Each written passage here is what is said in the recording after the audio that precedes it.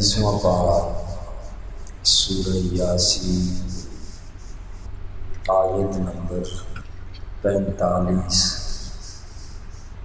اعوذ باللہ من الشیطان الرجیم، بسم اللہ الرحمن الرحیم۔ وَإِذَا قِيلَ لَهُمْ، اور جب کہا جاتا ہے ان سے، اتقوا ما بین ایدیکم وما خلفکم، بچو تم اگلے پچھلے گناہوں سے، لعلکم ترحمون، تاکہ تم پر رحم کیا جائے۔ وما تأتیہم، اور نہیں آتی ان کے پاس، من آیت، کوئی نشانی، من آیات ربہم، ان کے رب کی نشانیوں میں سے، الا کانوا عنہا، مگر وہ اس سے معرضین،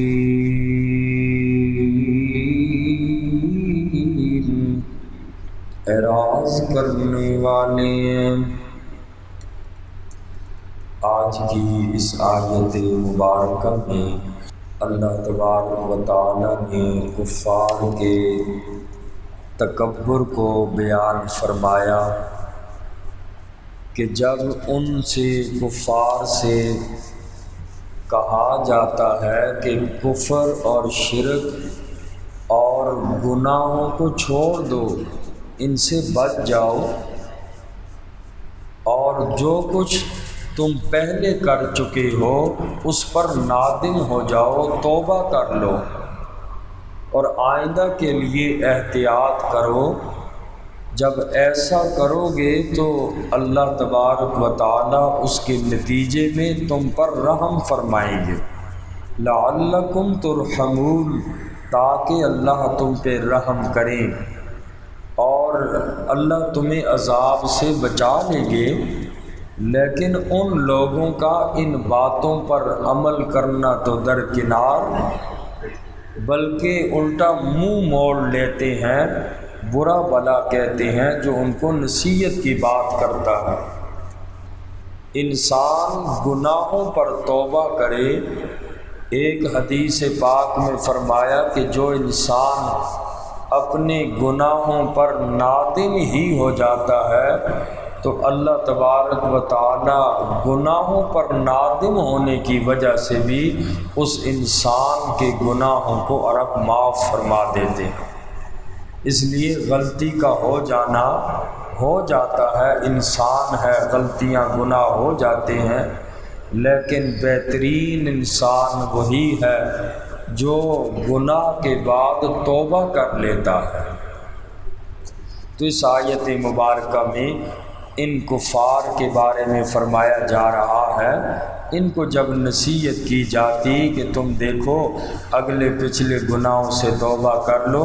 اللہ تم پر رحم فرمائیں گے، تو یہ لوگ اس تبلیغ سے، اس بات سے اعراض کر لیتے ہیں، منہ موڑ لیتے ہیں۔ فرمایا وَإِذَا قِيلَ لَهُمُ اتَّقُوا مَا بَيْنَ أَيْدِيكُمْ وَمَا خَلْفَكُمْ، اور جب ان سے کہا جاتا ہے تم اگلے پچھلے گناہوں سے بچو، لعلکم ترحمون، تاکہ تم پر رحم کیا جائے۔ وما تأتیہم من آیت، اور نہیں آتی ان لوگوں کے پاس کوئی نشانی، من آیات ربہم، ان کے رب کی نشانیوں میں سے ہے الا کانوا عنہا معرضین، مگر وہ اس سے اعراض کرنے والے ہیں۔ وَإِذَا قِيلَ لَهُمْ، اور جب ان لوگوں سے کہا جاتا ہے انفقوا مما رزقکم اللہ، اور جب ان سے کہا جاتا ہے خرچ کرو تم مما رزقکم اللہ، اس میں سے جو اللہ نے تمہیں رزق دیا ہے، قال الذین کفروا، کافر لوگ کہتے ہیں للذین آمنوا، ایمان والوں سے، انطعم، کیا ہم کھلائیں، من لو یشاء اللہ، جنہیں اگر اللہ چاہتے اطعمہ تو کھلا دیتے ان کو، ان انتم، نہیں ہو تم، الا فی ضلال مبین، مگر کھلی غلطی پر۔ اسی طرح جب ان کافروں سے کہا جاتا کہ دیکھو اللہ نے تمہیں دیا ہے تو تم غریبوں مسکینوں پر خرچ کرو، اللہ کے راستے میں خرچ کرو، تو جواب میں کافر ایمان والوں کو یوں کہتے کہ اگر اللہ کا ارادہ ہوتا تو اللہ تعالیٰ ان غریبوں کو خود دیتا،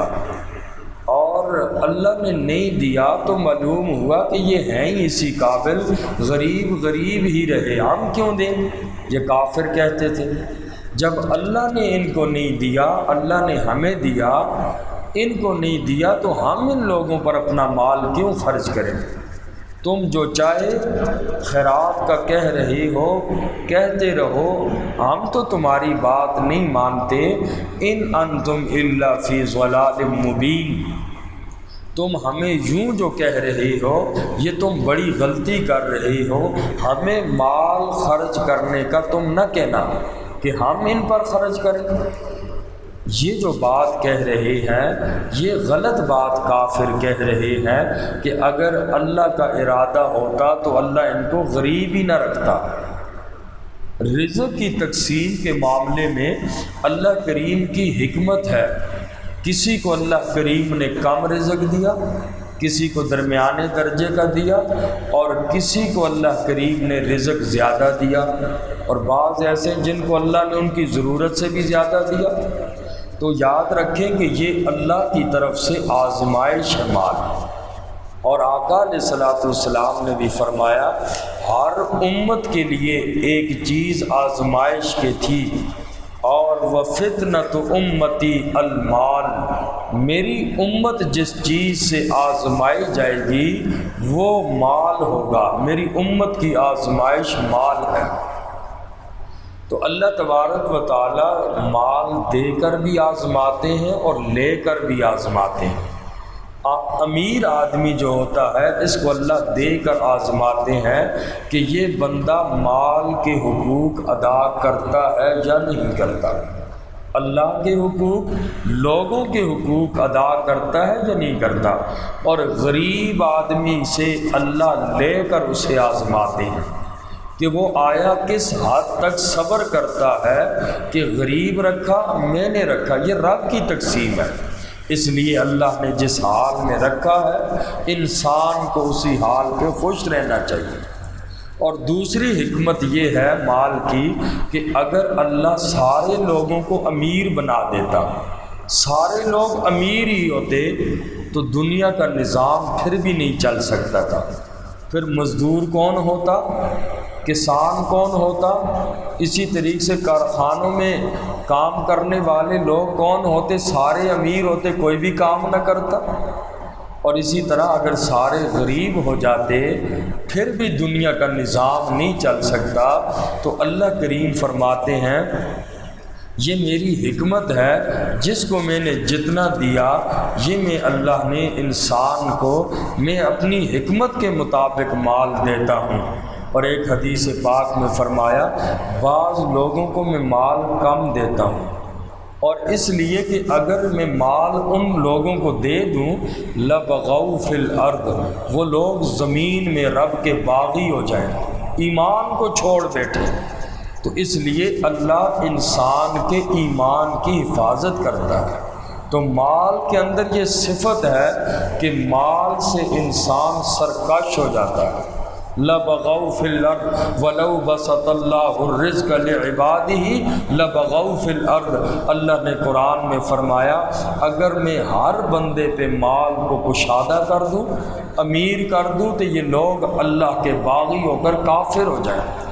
تو اس لیے فرمایا جس کو میں نے جو مال دیا یہ میری حکمت ہے، میں نے اپنی حکمت کے مطابق اس کو مال دیتا ہوں، دنیا دیتا ہوں۔ اور دنیا اللہ فرماتے ہیں دنیا کی میرے ہاں کوئی وقت نہیں ہے، میں دنیا اس کو بھی دیتا ہوں جس کو ناپسند کرتا ہوں، اس کو بھی دیتا ہوں جس کو پسند کرتا ہوں، لیکن دین اسی کو دیتا ہوں جو میرا محبوب بندہ ہوتا ہے۔ اس لیے قرآن سیکھنے والے لوگ، قرآن سے تعلق والے لوگ اس کو معمولی نہ سمجھا جائے، یہ اللہ کے محبوب لوگ ہیں کہ اس دور فتن کے اندر قرآن دیکھ کر قرآن پہ جو نظر پڑ جاتی ہے یہ بھی بہت بڑی غنیمت ہے۔ اور اللہ کے قرآن کا ایک آیت کا سیکھ لینا، ترجمے اور مسائل کے ساتھ سیکھ لینا، فرمایا حدیث پاک میں 1000 رکعت نماز سے افضل ہے۔ تو یہ بہت بڑا اللہ کا انعام ہے کہ اللہ جس انسان کو صراط مستقیم اور اپنے دین کے راستے پر لگا دے۔ تو اس آیت مبارکہ میں فرمایا کہ یہ جو کافر لوگ کہتے ہیں ہم کیوں دین کو مال، اور مسلمانوں آئندہ ہمیں یہ نہ کہنا، اور اگر یوں کہو گے کہ غریبوں کو مال دو ان انتم الا فی ضلال مبین، یہ تو کھلی گمراہی پر ہو، تم بڑی غلط بات کہتے ہو، ہم ایسا نہیں کرتے، تم ایسی بات نہ کہا کرو۔ اور اگلی آیت مبارکہ میں اللہ کریم نے قیامت کا ذکر فرمایا۔ کافر لوگ چونکہ قیامت کے منکر تھے، قیامت کو نہیں مانتے تھے، کہتے تھے جب ہماری ہڈیاں بوسیدہ ہو جائیں گی تو ہمیں کوئی دوبارہ زندہ کر ہی نہیں سکتا، معاذ اللہ۔ اس لیے وہ مسلمانوں سے استہزاء کے طور پر، مذاق کے طور پر کہتے بتاؤ نا وہ قیامت کب آئے گی، تم قیامت کرتے ہو، بتاؤ وہ قیامت کب آ رہی ہے۔ اللہ کریم نے جواب دیا اے مسلمانوں ان کو بتا دو، میرا نبی ان سے فرما دیجئے کہ اس قیامت کے آنے میں دیر نہیں لگے گی، صرف ایک مرتبہ سور میں پھونکنے کی دیر ہے۔ اور حضرت اسرافیل علیہ السلام جب سور پھونکیں گے لوگ دنیا کے روزمرہ کی طرح اپنے اپنے کاموں میں مصروف ہوں گے، بازار والا تاجر اپنی تجارت میں مصروف ہوگا، اسی طریقے سے کسان اپنی فصل میں ہوگا، ہر بندہ اپنے کاموں میں لگا ہوا ہوگا۔ اللہ تبارک و تعالی اسرافیل علیہ السلام کو حکم دیں گے کہ سور میں پھونکیں، اور وہ پھونک ماریں گے، اس چیز سے ساری کائنات مر جائے گی، جو بھی زندہ ہے ساری دنیا کے لوگ مر جائیں گے، اور پھر دوبارہ سور پھونکا جائے گا، سارے لوگ زندہ ہو کر میدان محشر کی طرف جمع ہونے لگ جائیں گے۔ فرمایا اس چیخ کے بعد حضرت اسرافیل نے جو چیخ مار دی اور سور میں پھونک دیا، پھر اس کے بعد اتنی مہلت بھی نہیں ملے گی کسی سے انسان کوئی بات سن سکے، کسی کو کوئی بات وصیت کر سکے، اور نہ ہی بازار والا بندہ واپس اپنے گھر تک آ سکے گا، اپنے کاموں میں مصروف، بس ادھر ہی ختم ہو جائیں گے سارے۔ فرمایا اس کے بارے میں کیوں جلدی کرتے ہو، آئے تو اس کے بارے میں کوئی اتنی دیر نہیں ہے، بس ایک چیخ کی بات ہے، سارے کے سارے لوگ مریں گے اور قیامت آ جائے گی۔ لہٰذا اے کافروں میں اللہ قیامت کا دن مقرر کر رکھا ہے، اس لیے اس کے بارے میں جلدی نہ کرو۔ فرمایا وَيَقُولُونَ مَتَى هَذَا الْوَعْدُ إِن كُنتُمْ صَادِقِينَ۔ وَيَقُولُونَ، اور وہ کہتے ہیں کافر لوگ، مَتَى هَذَا الْوَعْدُ، کب ہوگا یہ وعدے کا دن، إِن كُنتُمْ صَادِقِينَ، اگر تم سچے ہو۔ ما ينظرون، نہیں وہ انتظار کر رہے، الا صیحۃ واحدہ، مگر ایک چیخ کا، تاخذہم، جو پکڑے گی ان کو، وہم یخصمون، اور وہ آپس میں جھگڑ رہے ہوں گے۔ فلا یستطیعون، اور یہ طاقت نہیں رکھیں گے، توصیۃ، وصیت کرنے کی، ولا الی اہلہم،